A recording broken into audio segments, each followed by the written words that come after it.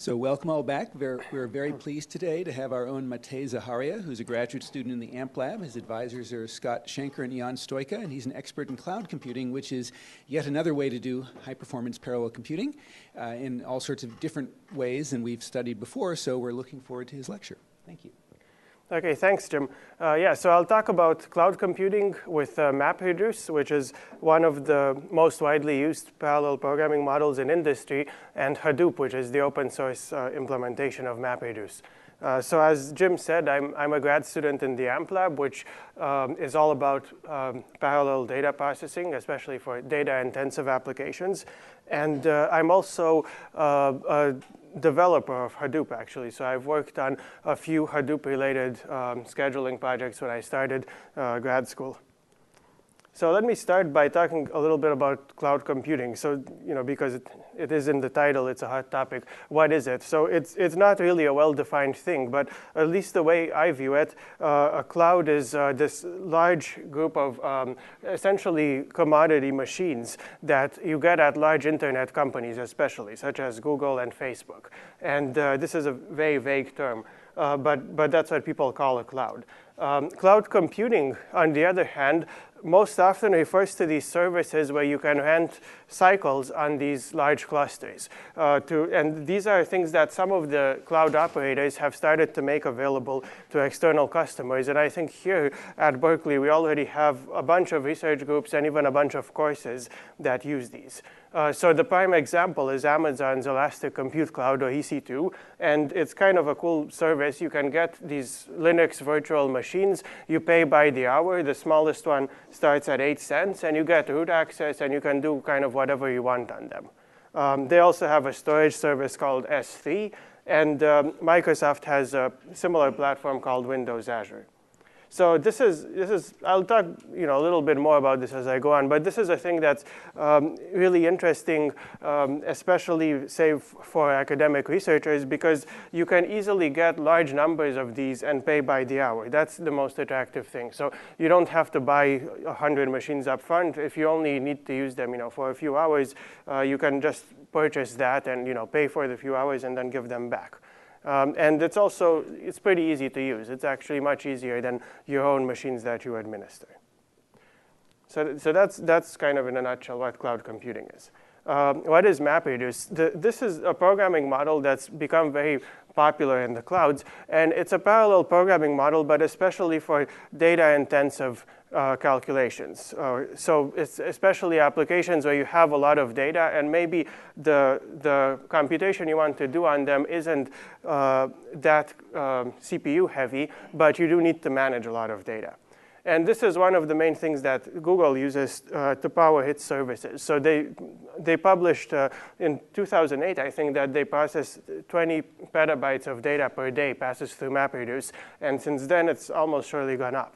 And outside of Google, there's this Apache project called Hadoop that gives you a similar interface, and that essentially everyone else uses it.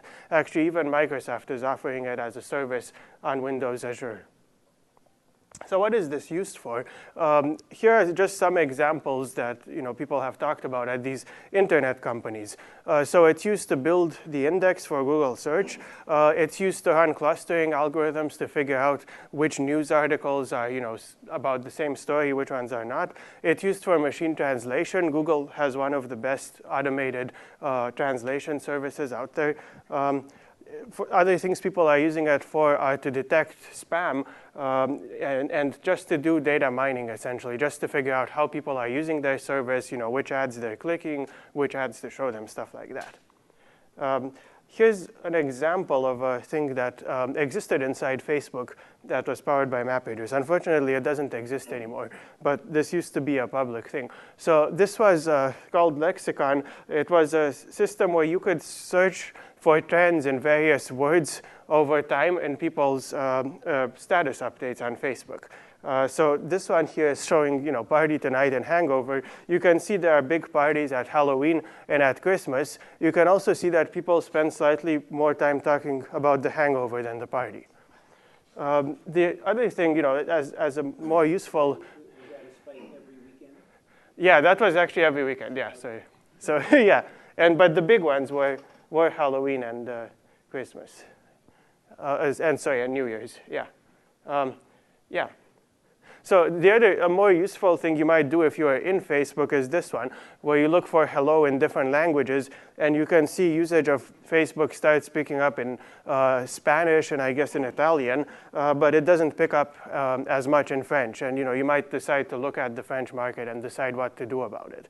And it's interesting because it's very hard to get this kind of information otherwise. You'd have to go survey a whole bunch of people, figure out if they're using Facebook and what they're using it for. Okay, so these are some of the industry applications. A lot of people have started using this in research as well, again, in cases where you have big data sets. And I think the most prominent examples are machine learning. So people researching how to do natural language processing. In particular, they can easily obtain large data sets by calling the internet, and they want to run the algorithms on them. And the other one is scientific applications where you have a lot of data. So people are using this, for example, at University of Washington. They're using it to make sense of the data produced by supercomputer simulations, just to later visualize the results and see what actually happened in there. People are using it for bioinformatics and so on. Okay. So in this talk, I'll talk a bunch about MapReduce itself, and then about what people have done next, both on top of it and as separate platforms. So I'll start with the architecture of MapReduce. What is it? I'll show how you use it to write some simple applications, and I'll even show you what the code looks like in Hadoop if you want to use that. Then I'll talk about these higher level query languages people have built on top of it. Pig and Hive are two open source ones, and about some ongoing research in this field. And by the way, if you have questions at any point, let me know. Okay. So let's start with the architecture. So MapReduce, I would say, had two big goals. And when you read the paper from Google, you'll see both of these are highlighted. The first goal was scalability. So they wanted something where if they throw more machines at it, it goes faster. And this was in particular scalability to large volumes of data, because remember I said this is for data-intensive computing. So the problem with data is if it doesn't fit into memory, at least you have to put it on disks, and disks are very slow. So a disk today gives you about 50 to 100 megabytes per second read speed. And meanwhile, your processor can process maybe 10 gigabytes per second of data if it's doing something simple. So it's much slower. So even though storage space is cheap, so you could get, you probably have a terabyte disk in many new computers today, putting the data on there and getting it off will take you several weeks. So with one of these disks, it takes you 24 days to read a terabyte. And you notice this when you back up your computer. So to really get through this data quickly, you need a lot of disks. And as a result, you also need a lot of machines to house them in. So this is the first thing they did. The second goal that they had was essentially cost efficiency. So they wanted this to work on commodity nodes. By that, I mean they buy relatively cheap nodes. These used to be nodes that use the same kinds of processors as in your desktops, and I guess they still do there. But now there's enough of a market for them that the meaning of commodity node has changed a little bit. People are building nodes specifically for MapReduce. They also wanted a cheap network. So the main issue with this is it's going to have low bandwidth and high latency, but bigger networks are expensive. And they, because of this commodity environment, nodes will fail because they're not buying the most reliable ones. And they wanted the system to automatically tolerate faults so that you don't have to have people running around all the time fixing these. And of course, they wanted it to be easy to use. So basically, there are both human costs and machine costs that went into this. And these are really the two goals of it. Yeah. So just to give you a sense of where this runs, yes? The last slide, easy to use could also mean more programmers because more people want to use it. That's actually a good point, yeah. Yeah, and actually, yes, it would mean, yeah, maybe fewer experts. Maybe that's the right way to say it, yeah. Because they did, the reason they did it is they ended up writing standalone applications that use more or less the same architecture internally, and they said, hey, let's just pull that out and make it this service. Yeah. Yeah, so this is, just to give you some numbers, this is what one of these clusters will look like.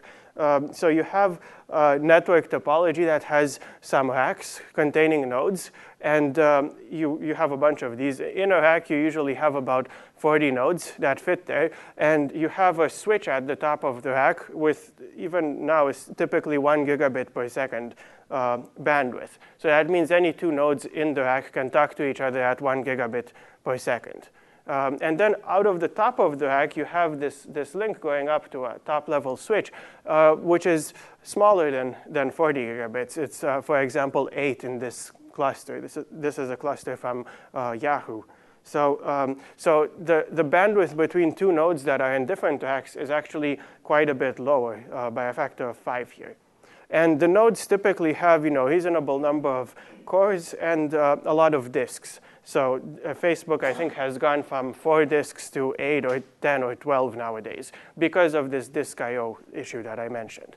And they just use the disks in a very simplistic way where they just see them as 8 different disks. They don't do something like RAID because that actually decreases the performance because any disk going slowly will cause a problem. So that's kind of what you start with. And this is what it looks like if you walk in. This is, again, a cluster from Yahoo. So there are some challenges in working in this environment.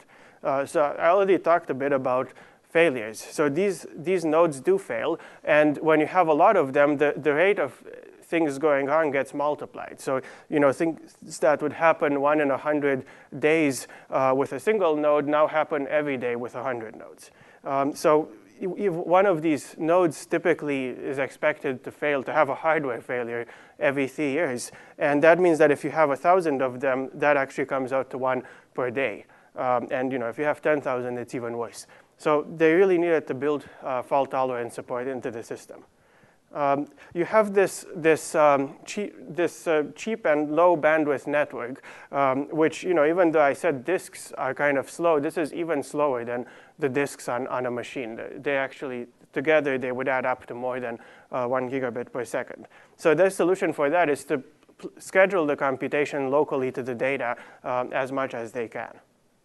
And finally, programming these things is hard, especially if you want to tolerate failures as a regular occurrence. And so the idea here is that they'll give you this restricted programming model where you can't just start sending messages across the nodes in some weird way. Instead, you write these data parallel functions called map and reduce. And then the system knows enough about the semantics of these functions to automatically recover from failures for you without you worrying about how it's doing that. Okay. So usually in these systems, you'll have 2 components, essentially. You'll have MapReduce itself, and you'll have a distributed file system where you actually put the data. So I'll just give you a quick sense of what these look like in Hadoop, the open source MapReduce. So in the distributed file system, the goal of this is just to let you have a single address space for all of the data on the disks in the cluster. And these are usually very simple file systems. They don't support all the operations that you have on your machine. For example, they don't usually support updating a file after you wrote it. But they do replicate the data. Usually, they have 3 replicas so that they keep it in a fault-resistant state. And then you have the MapReduce framework runs on top of this. Users submit jobs, to a central node, and it figures out how to schedule the jobs. And it runs on the same machines as the file system so that it can get locality. So in the file system, this is the Hadoop one. You basically you have each file split into a number of blocks, and these are designed for big files. Many tens of gigabytes at least in a file. So the blocks are actually really big. Typical for Hadoop today is 128 or 256 megabytes. And each block, is on a bunch of nodes, and then you have a master, which is called a name node in Hadoop, that keeps track of, which blocks belong to each file name and where they are. And as I mentioned, this is it's really optimized for large files. It's not going to work well for small ones. And the files are actually append only. You can't go and modify data after you added it to the end of a file. Okay, so that's kind of where the data is. So how do you process it? So this is the actual MapReduce interface that you get on top of this. So first of all, in MapReduce and in these systems, each file is a collection of records, and MapReduce is designed to work with key value pair records. So, for example, you would have a key which is, like, say, the ID of a person who clicked something, and the record is, and the value is what they clicked, something like that. And so you have two functions that you write. There's a map function, which runs first, and then a reduce function. So in the map function, you take these records, key and value that come in, and you can give a list of intermediate records for each input record. So you can give 0 or more key value pairs that are intermediate. And then in the reduce function, the system brings together all the intermediate records with the same key, and it gives that to you as a list. And you can produce a list of output records for each one of those. So that's how it is. So essentially, you take each record one by one, and you produce these intermediate ones, and then you get a big sort of group by key happening where you get these out. Just as an example, here's sort of the hello world of MapReduce, which is doing word count. So say here you have your records, I say lines of text or people's tweets or something like that, and you wanted to count the occurrences by word. So one way you can do it is you split, in your map function, you take each line, you split it into words, and you output a key value pair for each word, with the key being that word and the value being 1. And then in the reduce, you get a word and a whole bunch of these ones, and you can sum them up to figure out the total count for that word, and you just output that. Okay. And here's what that looks like when you actually run it on a file. So you're going to have an input file. It contains a bunch of these records, and this could be split across blocks on many machines. And you'll have the map function being called for each record, and it will see the words that you have in there. And so here, the first map sees the quick brown fox, and it outputs it outputs actually both of these things you see on these two arrows. So it outputs brown and fox, and it outputs it outputs quick. That goes down here. Okay. And so similar thing happens for all the maps. And then the reducers, they partition the space of keys among them. So you take the hash code of each key, and you send it to one of the reducers based on that. So the reducer at the top here gets the words, brown, fox, how, and so on. And the reducer at the bottom gets these words over here. But notice that all the theirs go to this one, and I guess all the other words go to this one. So each word consistently goes to the same reducer. And then these do the reduce, and you get your answer. Okay. So that's the basic execution. And I'll show how you can use this to build a lot of other algorithms on top of it. Yeah. Just to be clear, the 3 maps and the 2 reduces were produced automatically from those very few lines of code. Yeah, exactly. So the system will figure out, we'll see how big the file is, how many maps should I run, and so on. Okay. So just before I go into them, I'll talk a little bit about how a few other things happen. So one of the other optimizations you can do is you can also give a local reduce function called the combiner that runs on each mapper. So here, if you noticed, each mapper might see a word twice, like the word there. It's a very common word. And it's kind of silly to send those over the network separately, because it's just going to cost, a lot of time to send them. So since you know that you're just adding them up, you can just add them up locally and send the result of that. So the combiner is a function you can give optionally that's supposed to be for an associative operation, such as summing or count, where if you do it locally on each node and then you merge together the results, you get the same answer as if you had done it on a different node. And so in word count, you could add this combiner, which is the same as the reducer. It just sums up the values locally. And that's what it would look like here. So here we had one mapper that saw the word the twice, and it would get aggregated right here. This is more useful when you have more sentences per mapper, but that's kind of the common case. Okay. So yeah, let me talk a little bit about how this runs. As you saw, there are a bunch of map processes and a bunch of reduce processes. So one thing the system does is it schedules these based on data placement. So it automatically puts each mapper on a node that has a copy of that input block. And if it can't put it on the same node because the node is busy, it at least tries to put it in the same rack so that it has more bandwidth to read that block. So that's kind of cool. It happens automatically. You don't need to know how the data is laid out to get this.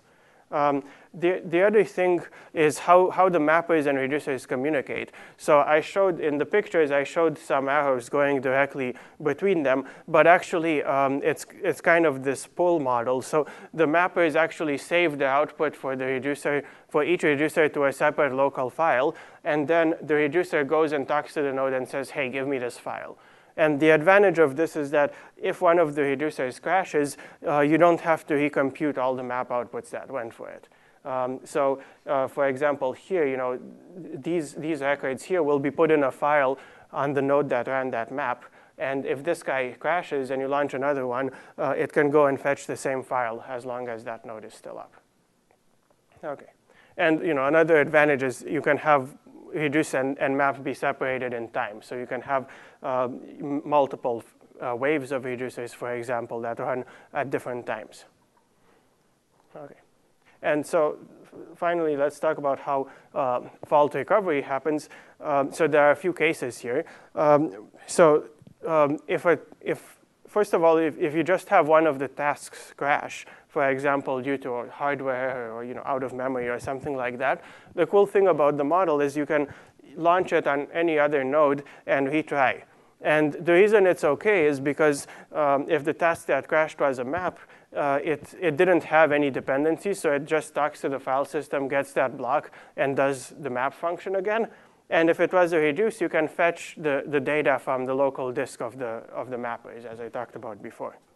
Of course, if you keep seeing a task fail, it's probably a bug in the code, so you don't want to do this forever. But you can just fail the job then. One important thing to note about this is that this will only be correct if the tasks are deterministic and they have no side effects. So they don't go and update, say, a state in a database or something like that, because you're not guaranteed that each task will run exactly once. It can run more than once if things fail.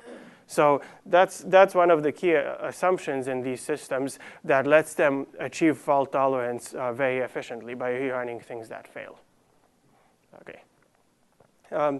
If a node crashes, yeah. So do they check to see if it's fault tolerant, or is it just the user's responsibility? No, yeah, it's the user's responsibility right now. Although you could do checksumming or something. You could try to figure it. Yeah. As I'll talk about, though, a lot of the languages people use on top of this are things like SQL, where the user isn't just writing random code, so it's possible to know. So another thing that can happen is a whole node goes away. And in this case, you have to do two things. So you have to take the tasks that were on it and launch them on other nodes, as I talked about before. And you've also lost those local map output files I talked about. So you have to rerun the maps on it on other nodes too.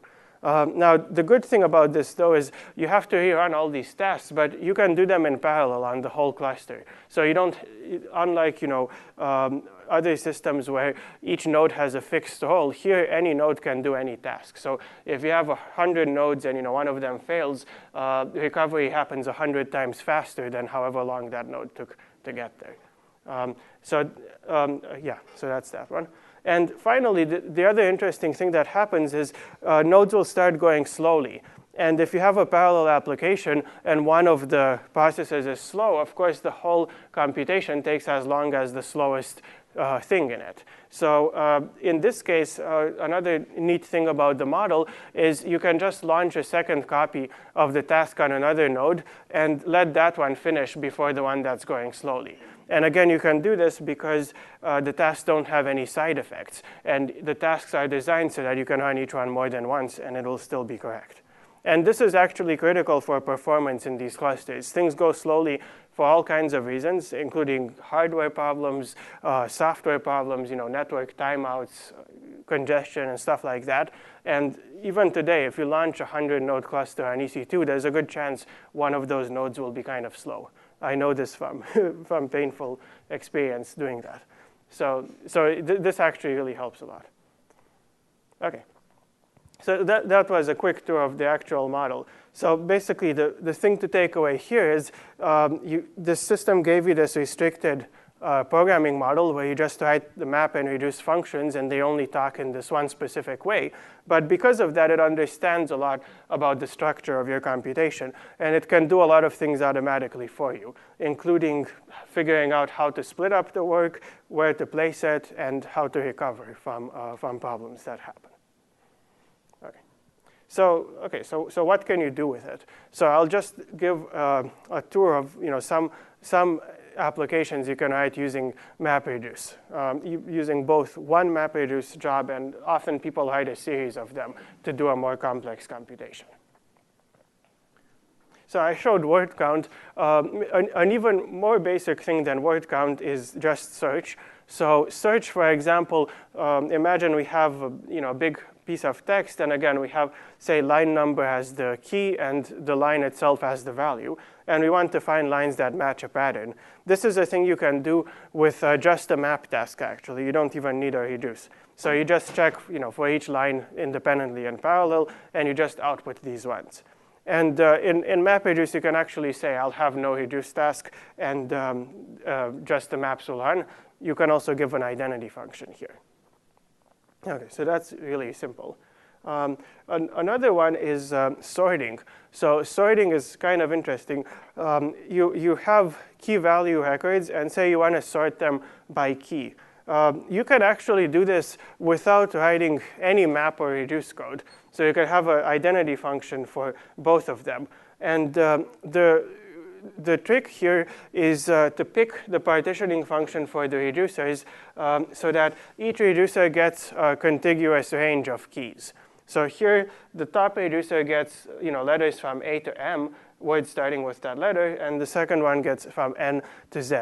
And the reason why this works is MapReduce will also automatically sort the records that go into each reducer. This is actually a guarantee that it gives you, that they'll be sorted. And it does this because it needs to kind of group them by key anyway. So this is how you can efficiently group a large amount of data by key. But because of this, it's easy to do a distributed sort. OK. Another one that is a common thing is building an index. So this is Google version negative 0.1.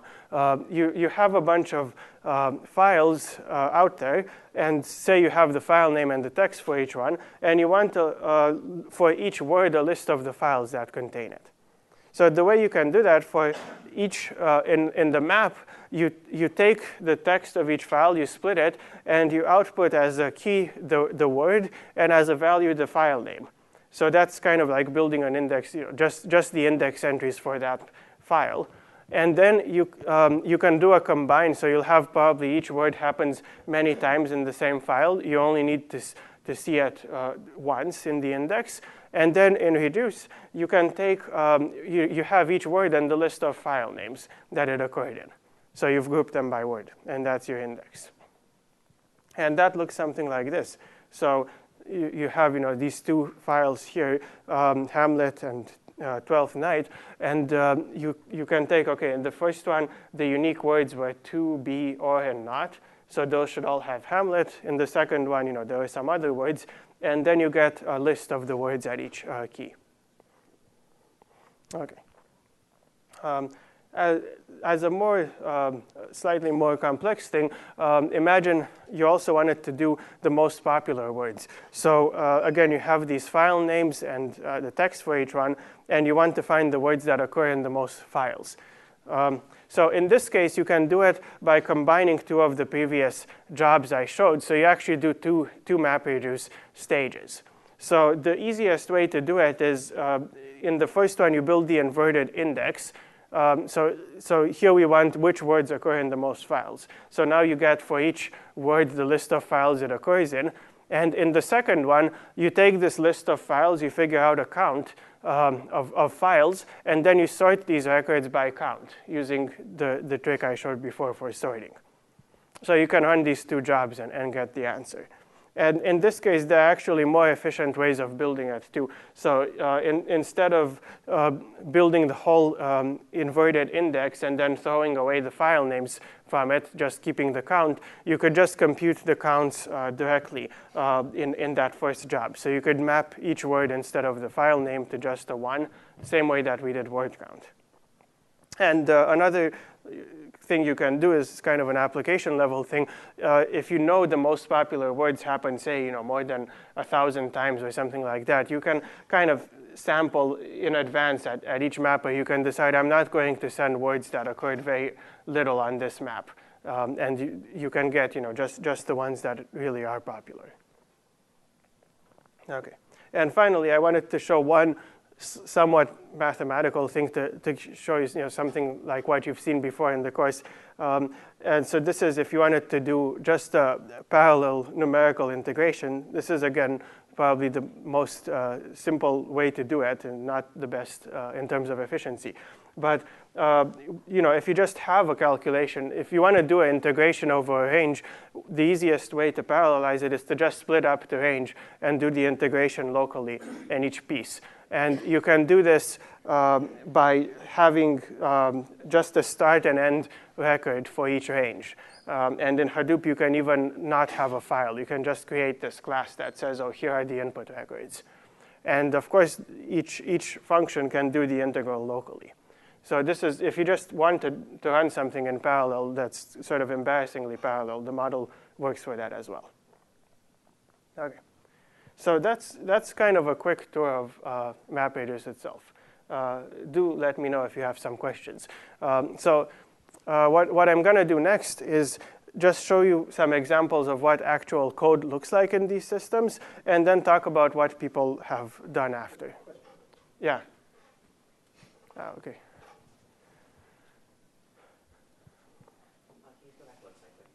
Sure. So the reduce operation there, the way you described it, it seems like just one node will do the entire reduction operation. Oh, yeah. Is there a way to have it so that the MapReduce, that kind of reduction operation could easily be farmed out? You could do half.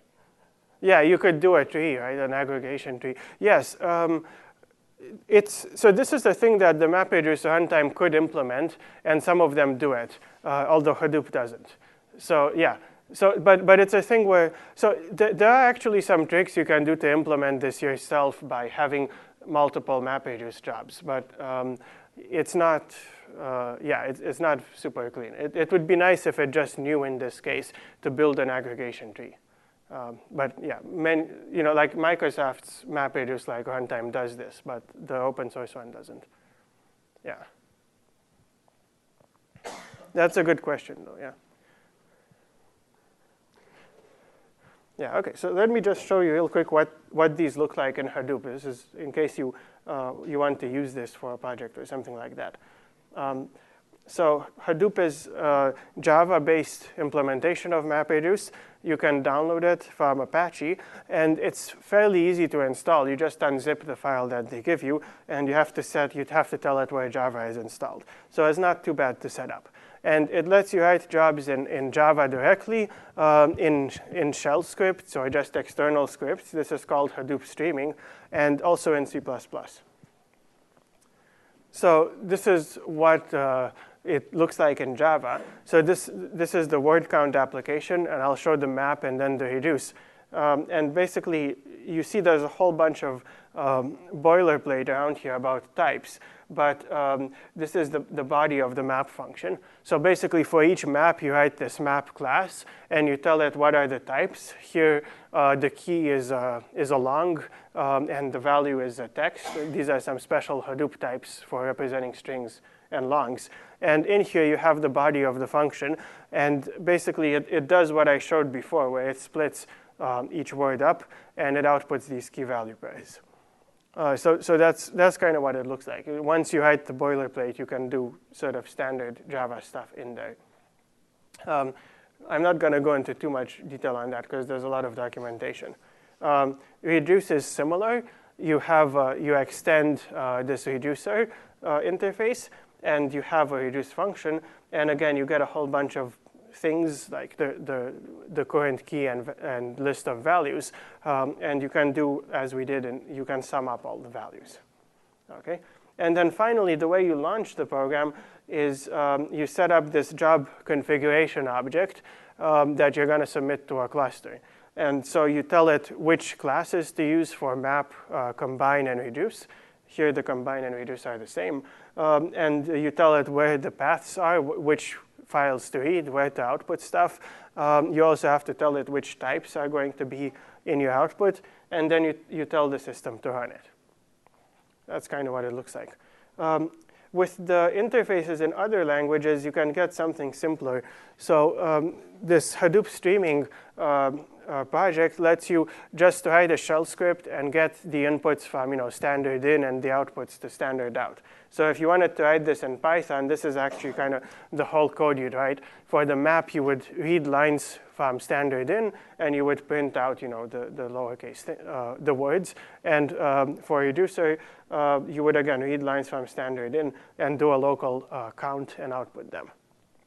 So it's a bit nicer to use if you don't care that much about performance in terms of CPU cycles. Okay. And if you want to launch this on Amazon, there's actually a pretty nice service from them to do this. So it's pretty easy to get set up. It's basically this web interface where you just upload your code. And the data is stored in Amazon storage system called S3. And it just runs the job for you and tells you what happens at the end. So this is, if you want to run MapReduce at scale, this is the easiest way to actually get started with that. And this is kind of what it looks like. It's this Web 2.0 thing where you say which API you'll use, and you upload your code, and you can tell it how many machines, and you get this dashboard where you see the jobs running. Okay. So that's kind of a quick tour of that.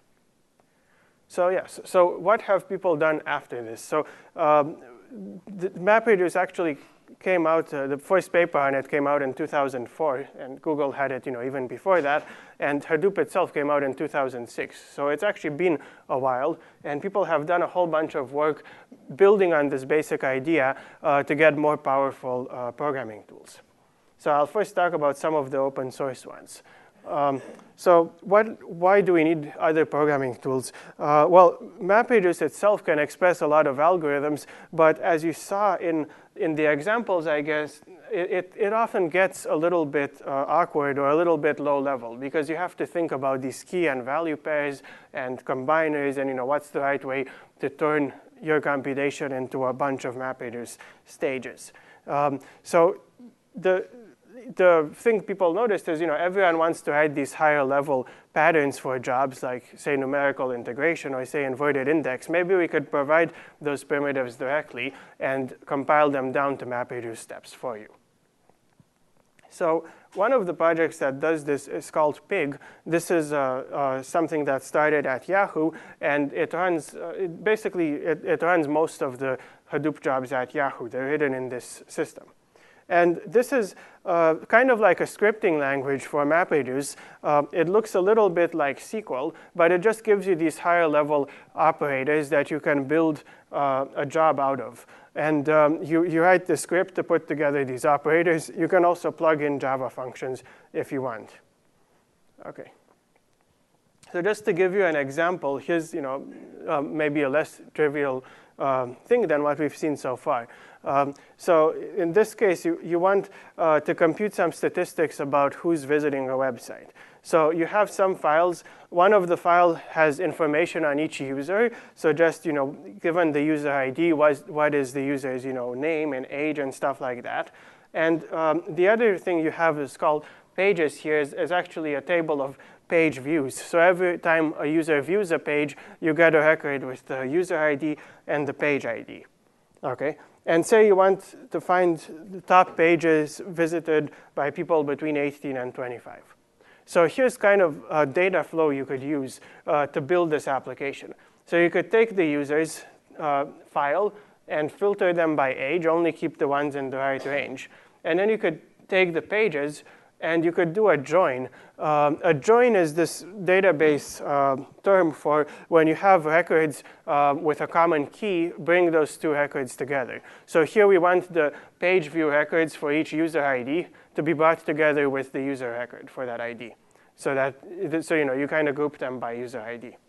And after that, now you've taken the page views from users in the right age range. Now you can count those by URL. So you can group them by URL. You can count the clicks for each one. You can sort by them, and you can take the top 5 at the end. So this is kind of a complicated set of flows. You definitely can't do this with one MapReduce job, but you can do it with several. And here's the Hadoop code for it. So yeah, you can do it, but it's not pretty, especially for something where you have a picture like this, which is much smaller. So what you get in Pig is you get a lot of these operations given for you in the scripting language. And you can just write a sequence to do them without having to write separate map and reduce classes for each one. So you tell Pig to load this file users. You tell it what the structure of the file is in terms of the fields of the records. And you can use these operations like filter and join and so on to group them. So this is the code for that one. And there's a few different kinds of operations, but hopefully this gives you a sense of the kinds of things you can do.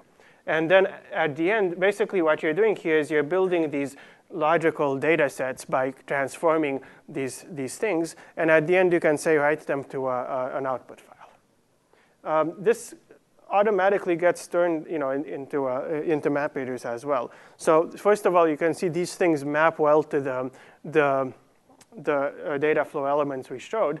And by seeing this graph, Pig also figures out how to pipeline these into a small number of efficient MapReduce jobs.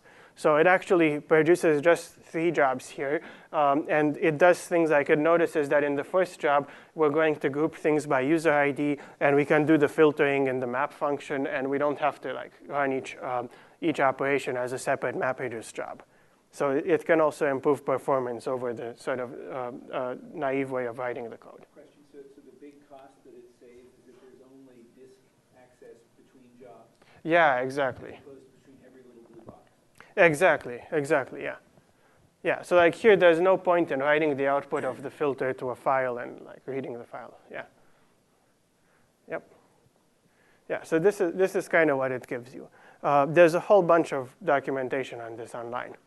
An even slightly higher level thing is called Hive. This is a Facebook project, and it's used, I think, for 80 or 90% of their jobs. And this is basically a SQL interface. So if you've used SQL in databases, this is what it gives you. So you don't even write this kind of step-by-step script. You just write, select star from users where whatever, and it compiles it down to a bunch of MapReduce steps. And this is another thing that integrates well with the rest of the Hadoop APIs. So it lets you write functions in Python or in Java as well and call them from inside the SQL script. And it also knows a bit of more stuff about the data. It keeps track of the schema of the data for you. Okay, so that's kind of what these tools are. So just to summarize so far, the idea here was we'll have this parallel programming model where the runtime understands how to recover from failures and how to schedule things. And this was primarily for scalability and cost efficiency. And then on top of that, using that as kind of the assembly language, you can build these higher level languages or programming models that compile down to it. And I should also say, this is not going to be ideal for all parallel problems, not by a long shot. But when it is ideal, it's one of the easiest ways, I think, to actually write those and have them on easily on a large number of machines. Okay. So that was MapReduce so far. So the final thing I want to do is talk a bit more about what people have done in research since these things came out. And there's been a lot of research in this area, both from industry labs like Microsoft Research and from universities. So just very broadly, I would say that the research falls into two categories. One category is let's design more efficient execution engines than MapReduce, so things that preserve the same properties of automatically handling faults and scheduling, but are more efficient for different types of applications. And the other category is let's make even easier ways to program MapReduce than the pig and Hive stuff that I showed. So in the first one, there are many projects. I just listed a few of them. The first one, maybe that wasn't MapReduce, was Microsoft's Dryad. And the difference there is instead of having only this map and reduce stage, it lets you build an arbitrary graph of tasks that send data among themselves. And it figures out, when something fails, which tasks in the graph I have to rerun. So it just generalizes it that way.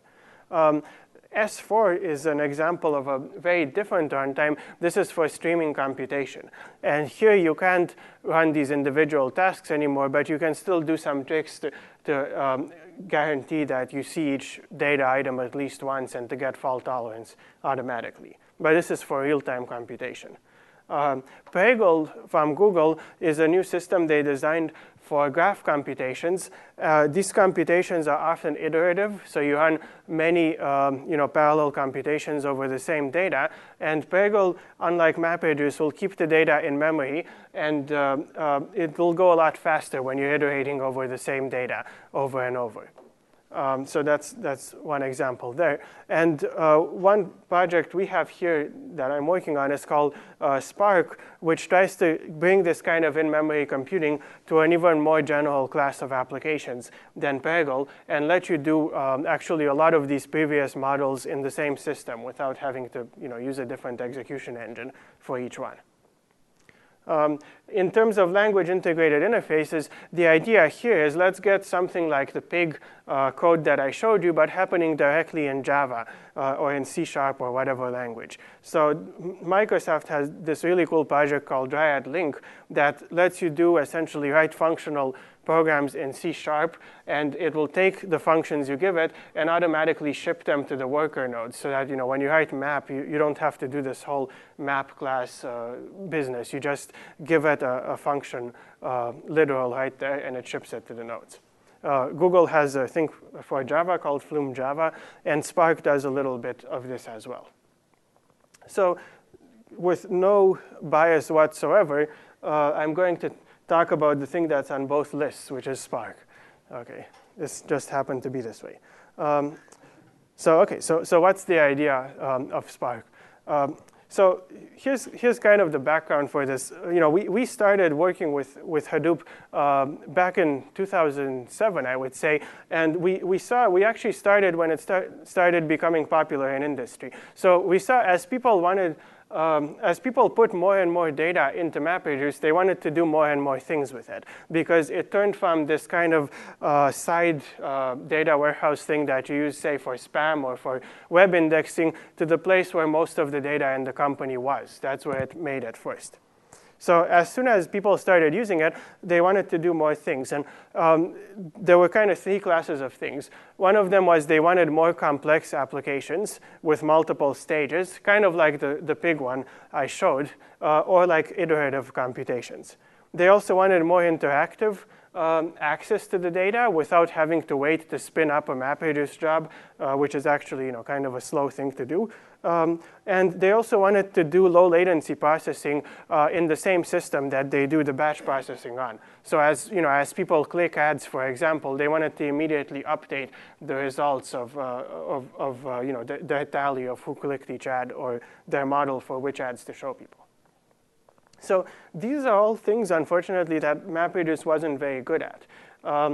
And the reason why is that these complex applications, interactive queries, and stream processing all need something you don't have in MapReduce, which is efficient data sharing across computations.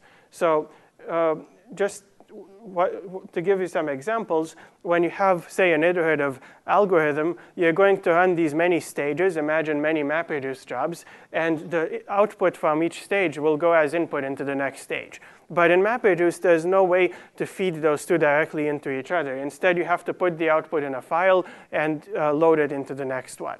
So that's kind of a problem. In interactive data mining, you're going to run many queries on the same subset of the data. And it would be cool to just load this subset into memory once and run all the queries much faster than you can with on-disk data. But you can't do that. You can maybe put it into a file, but you still have to do the disk I/O every time to read it. And finally, in stream processing, you may want to maintain state in memory and update it as new data comes in every so often. And again, you can't actually do this. And people do stream processing on MapReduce today, but it has latencies of about 15 minutes because they do it in little batches where they accumulate enough data to make it worthwhile to run a MapReduce job. So as I said, in MapReduce, the only way to share data across jobs is this stable storage, such as a file system, and it's just slow. Here's just some examples. So the iterative job, what you have to do for it is you start with some input data, and at each iteration, you compute this output, you write it to a Hadoop file system, it gets replicated 3 ways, and then you immediately read it back in the next job. And in the interactive queries, you have read from the file system every time you do a query. So what we wanted to do in Spark is give support for in-memory data sharing across these applications and basically replace that intermediate storage with memory. And the reason is really simple. Memory is really fast. Memory is probably at least 100 times faster than a single disk and definitely than a 1 gigabit network link. So it makes a lot of sense to do it. Now, there are also challenges with doing this. The main challenge is also still having fault tolerance because memory is, of course, volatile. One of the things that's especially tricky is since memory is fast, we don't want to do fault tolerance by replicating the data. Because if you had to replicate all these data sets, you'd be going at the speed of the network, which you send the write over, instead of at the speed of memory itself. So that's kind of the challenge is how do we keep it fast while providing fault tolerance? And the idea we came up with for that is called Resilient Distributed Datasets, or RDDs, which is a kind of data structure that is fault tolerant without requiring replication. So what it is it's basically a partitioned collection of records across the cluster, and it gives you an API where you can manipulate the records through operations like map and filter and join, like the operations we saw in Pig. And then to recover from failures, instead of replicating the data, it just remembers the operations you did for it in this efficient kind of graph format. And when you lose a piece of the data, you rerun that operation on that part of the input data that you started with to recompute what's missing. So this is kind of similar. It relies on the determinism of these operations the same way that MapReduce does. So I'll just give you a quick example of how you use this. This is something you might do interactively in Spark. So I should say Spark is something you can use both interactively from a shell that looks like the Python interpreter and to write standalone programs. So here we're going to have, say there's a problem happening, in a large web application, and you have these logs across the cluster. We're going to load just the error messages from the logs into memory and then run queries on them this way. So this is what the cluster looks like. You have a master node called the driver and a bunch of workers. And this is the code you would type in. So first code is tell Spark, OK, start with this text file. That's the logs in the file system. And build a data set called lines. So lines, so by the way, this code is in a programming language called Scala. This is just a programming language for the Java VM. So it looks a lot like Java, but it has slightly cleaner syntax and functional programming as well, which we actually use in here. So basically, yeah, so you build this lines. And so this is now a distributed data set, or RDD, containing strings. And then here's how you run different operations on it. So for example, say we want to filter the lines that start with error. You can write this code over here. So the filter is one of these transformations. And this code in red is Scala syntax for a closure or a function literal. It's like a lambda in Python or something like that. And you can have any kind of Java code or Scala code you want in there, and it will get shipped to the cluster for you. And so this gives you back a transformed data set. And you can do more transformations. So now we have the errors. Maybe these are tab-separated fields, and maybe we only care about the message, which is field number 2. So now you can do a map and pull out just that field of the records. And finally, you can tell the system to cache these just the messages, not the whole file, in memory, so that you can reuse that quickly after. OK. And so this is how you build up a data set. Next, let's run a computation on it.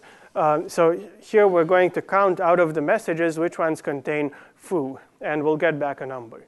So what the system will do here is it will figure out, OK, here's how the data is distributed on the nodes, and it will send tasks to the nodes, much like MapReduce. And each task will do the filter and the map, and will give you back, it'll process the block. It'll give you back some results. And the part that's different from MapReduce is these worker nodes will also cache in memory the messages that you computed there, so that now you have them sitting somewhere where they're very fast to access. And so you do this, and next time you run a query on it, for example, search for bar, the system is going to know that this data is in memory, and it's going to just read from the cache and give you back the results. And you can do more than just filter and count here. You can use join, group by, all these kinds of operations that you saw in Pig. And you can embed this inside a normal Scala program and just call this stuff. So just to give you a sense of the difference this makes, we tried this test where we do an interactive search on Wikipedia. So we launched 20 machines on EC2, and we loaded this 50 gigabyte dump of Wikipedia on them. And we try searching through it with on-disk data and within memory data. So with on-disk data or with Hadoop, each scan of the data set takes 20 seconds. And with in-memory data, it takes about half a second. So it really changes the way you can work with data. It actually makes it interactive, and it's kind of like working with, say, a Python interpreter that has the memory and the CPUs of 20 machines behind it. Yeah? So you say interactive. Does that mean that the caches will stay there after your program ends, and you can think about it and then? Oh, yeah. So yeah, right now, the caches will stay there after each query.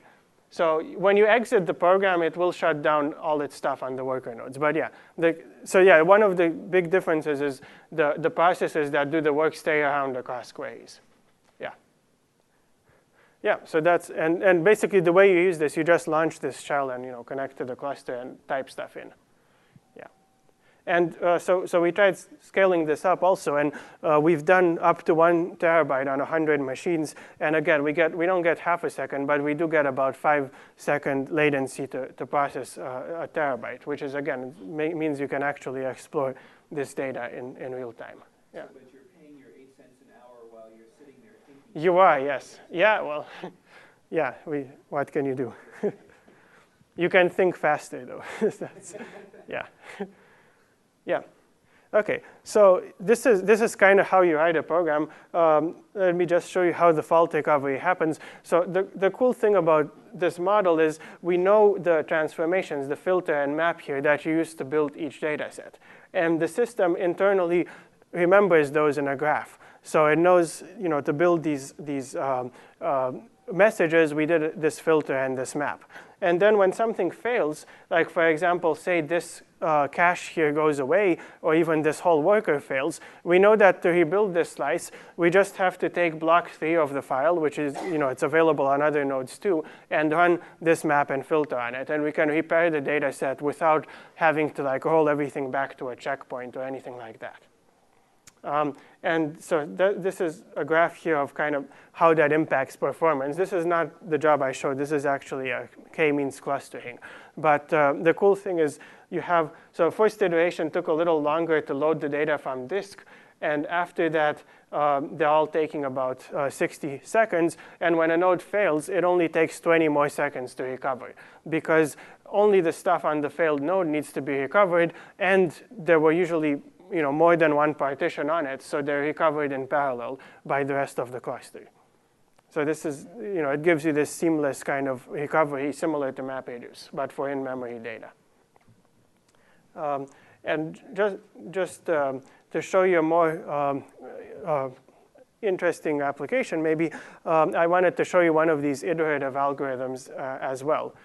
So this is actually the thing that first motivated us, is people were trying to do these on Hadoop, and it didn't work particularly quickly. So this is a machine learning algorithm called logistic regression. This is something you might use to find spam. And the idea here is you have two data sets of points, say the spam and non-spam email, and you represent them as vectors of features in some high-dimensional space. And you want a hyperplane that separates these sets of points. And the way a lot of these algorithms work is essentially gradient descent. So they don't know what it is. They start with a random hyperplane, and then they compute this gradient function that tells you which direction to move the line in to separate the points better. It's the gradient of some objective function that tells you how well it's separating the sets of points. And this computing the gradient is basically a sum over the points. So you can do that in parallel, and then you can move the line a little bit. And you just keep doing this, and eventually you get to a good separating line. So the key thing here is, of course, all these parallel sums use the same input data. So if you can keep these points in memory, you can obviously go a lot faster. And this is kind of the code you would use for doing that. This is, again, just Scala code you could type in. And the idea here is you build a data set of points by reading a text file, and then you cache them in memory. And then you have a for loop, and you run these iterations. Each iteration is a map and a reduce to do the sum. This is kind of the Scala syntax for this is a function that takes each point and does some math on it, and then this does a sum. One of the interesting things you can see here is the variable w. This is the current separating line. You have to pass that to the cluster each time so it can compute the gradient. And you just use that inside your function, and it'll get copied automatically. You'll get a read-only copy, but it just happens automatically. So it's very similar to writing a program just on local data. Okay. And also, it does get reasonable performance. So we compared it against Hadoop, and basically the takeaway here is, first iteration of them takes about the same amount of time because they load data from disk. But with Spark, the data stays in memory after, and you go about 20 times faster when you do the future iterations. Okay. And so, yeah. So yesterday there was a research talk by a visitor named Ben Resch. Ah, yes. And I don't remember if you were there too, but he was talking about precisely this problem in a different parallel algorithm that was sort of asynchronous. Yes. And it seemed like it might be a good match to this system too. Yeah, actually, we're exploring how to do that here. So yeah, this is, I know about his work. I saw him talk about it somewhere else, actually. But yeah, it's an interesting thing. So one of the hard things, though, with asynchrony is it's not deterministic anymore. So if you can prove, in machine learning, there's a lot of excitement now about proving that the algorithms will work even if like things just disappear in the middle, which is great. But in general applications, it's not clear it can happen. But that's something I'm interested in exploring, actually. Yeah. Yeah. OK. And so yeah, just to wrap up this. So I gave you a taste of Spark. We're using it to build a bunch of other things as well. And one of the cool things about it is we can actually express a lot of these programming models that people have built separate frameworks for before. So we implemented we implemented Pagel, which is Google's graph processing model, as a 200-line library. And we can also implement all the optimizations it has in that.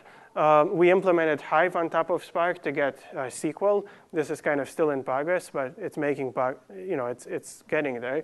And we're also working on implementing stream processing in the system.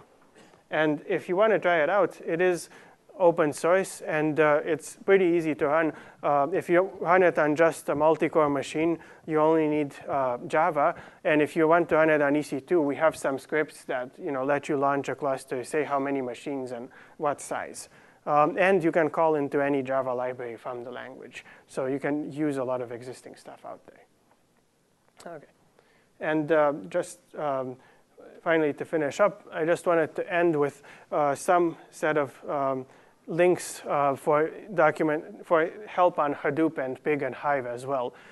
So just if you want to use those, one thing I really recommend is these video tutorials from Cloudera, which really show you how to use MapReduce and show you a bunch of different applications. Yeah, so that's kind of all I have. I'd be glad to take any questions.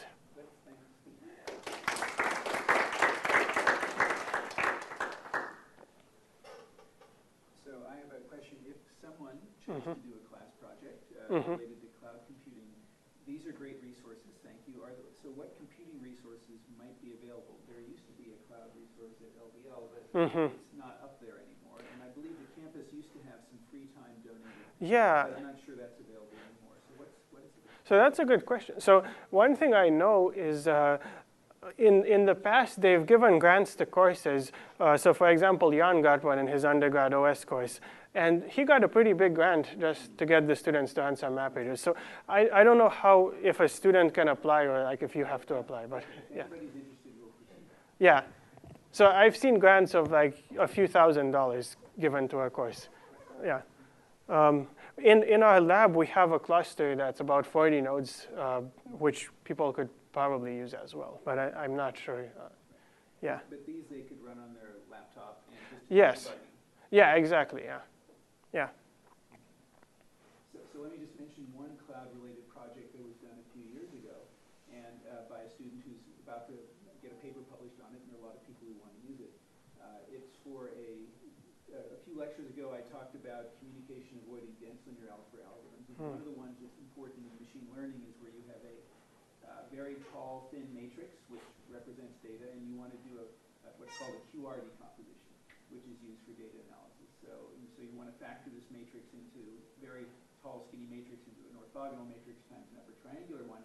And he figured out how to use MapReduce kind of technology to make that scale up to very, very large data. And so that's an example of a possibility that combines algorithms from one part of the course with this kind of infrastructure.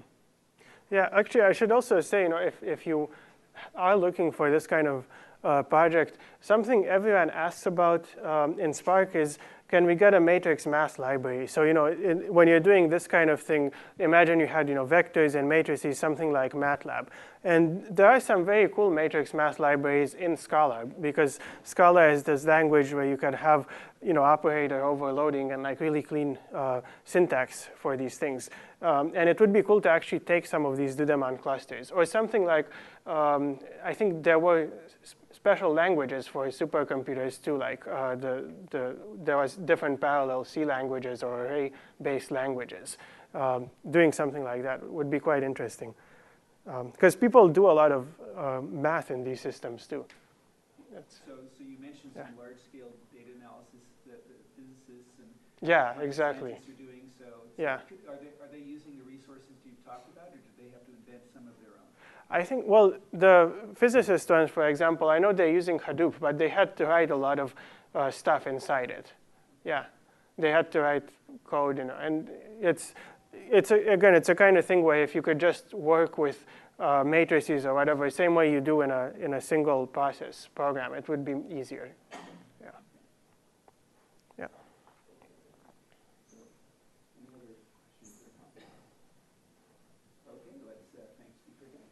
Okay, let's thanks. Okay, thanks.